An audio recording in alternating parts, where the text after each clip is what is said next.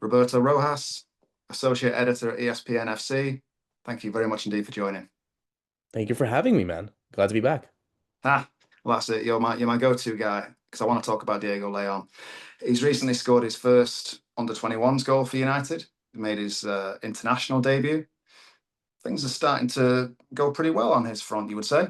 Yeah, it's very interesting because I feel like as much as we always like to hype up our players, and this goes to anyone, doesn't matter what country you're in, we also like to feel as if though we can criticize him a bit. So, obviously, yeah, it was very nice to him for him to score his first goal for Man United, at least at U21 level. Um, and we've been seeing the sporadic sort of appearances on the bench. So clearly Amarin is really liking him, and I think him getting his international debut the other day against South Korea. He only played 9 minutes, but I think he was able to demonstrate something like that.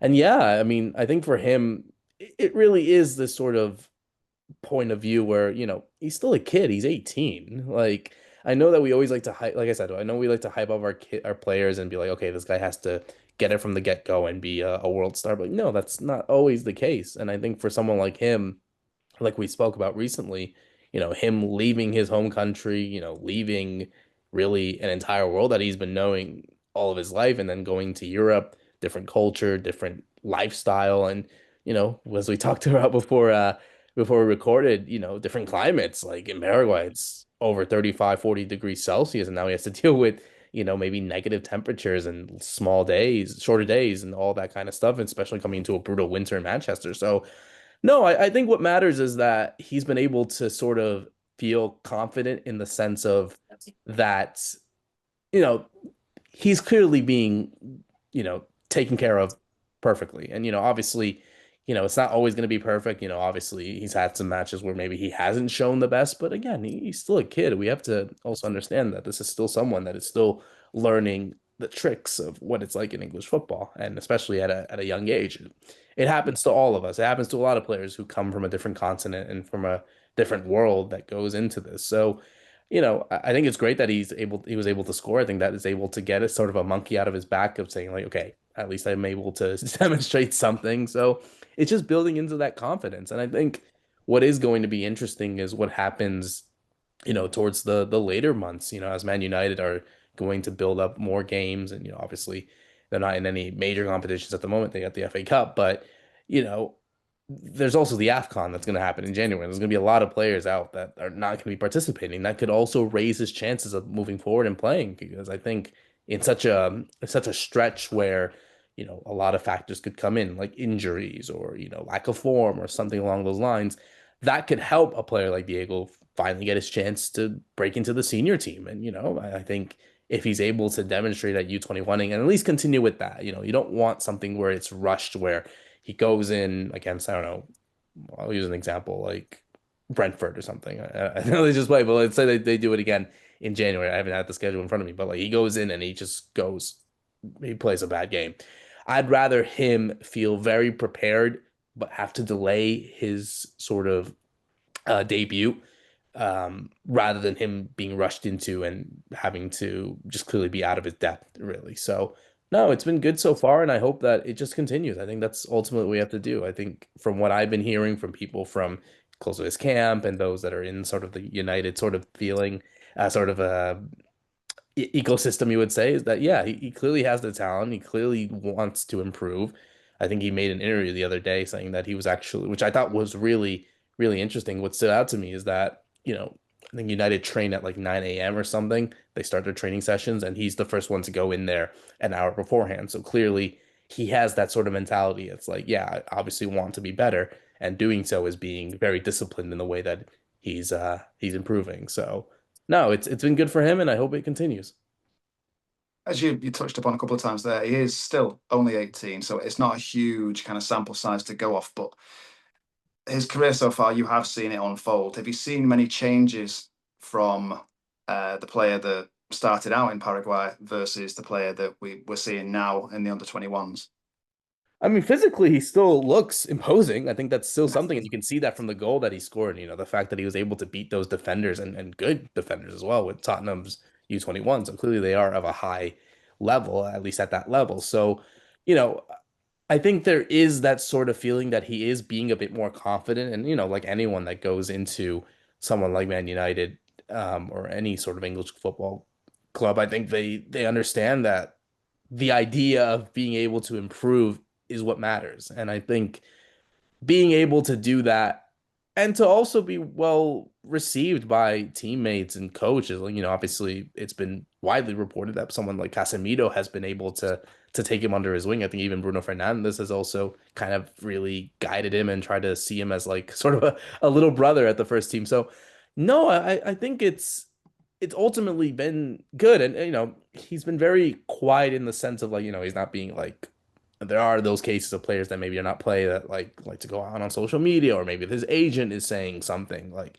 that. Hasn't been the case for him. Like, it still hasn't been able to really been sort of an issue of like, okay, there's no drama or anything like that. It's been chill, maybe too chill, but hey, you would rather want that than someone that is like, you know, being able to complain to like the media or his agent. Like I said, his agent saying something. But no, I think it's ultimately been chill for now. And it's good that he's been able to, like I said, score, and he's been able to get minutes, with the U21s, and obviously train with the first team. I think that's important. I think him being considered into the first team is something that I think not a lot of people can fully understand, because one thing is to like, okay, I have to train at Carrington with the U21s, or whatever.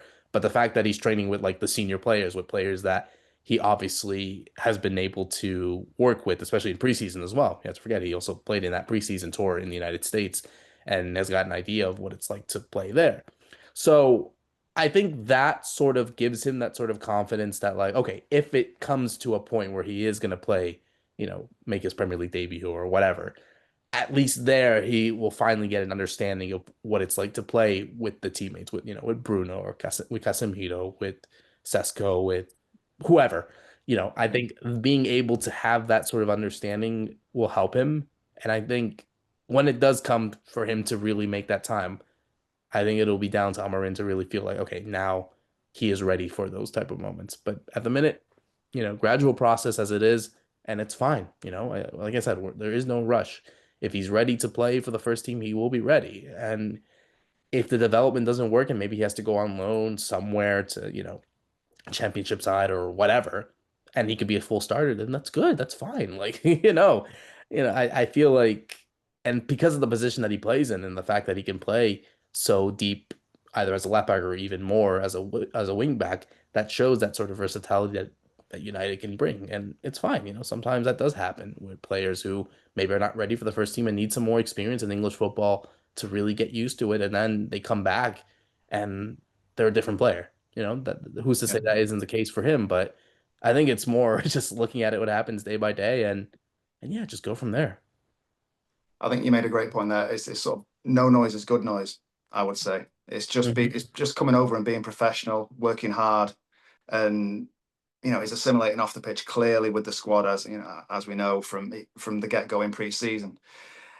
I think he's just doing all the right things, isn't I think so. I think it from what you're being asked for as a professional footballer at your age, and being able to play well as best as you can. I think, yeah. I mean, he's still growing, which is the crazy part. Like, again, we talk about he's 18, but that's it. Like, he's not even a player even close to his prime. Like, there are players that you might need to expect from that have come from youth academies, and I look at someone like Harry Amas or whatever. Maybe expectations are built from there because they come from that sort of background. They come from that sort of, upbringing. This is a guy that's coming from his country, from a different continent, a different world, and being able to do that. And, you know, I don't know what could happen in the long term about his future. I think clearly there is something there. And there was always those doubts of like, okay, is he ready? Like, was this too much for him? Could he have waited a couple of years to really get himself as a full starter in Paraguay with Cerro Porteño, his previous club, before making the jump? Was there a different club that would have been better for him?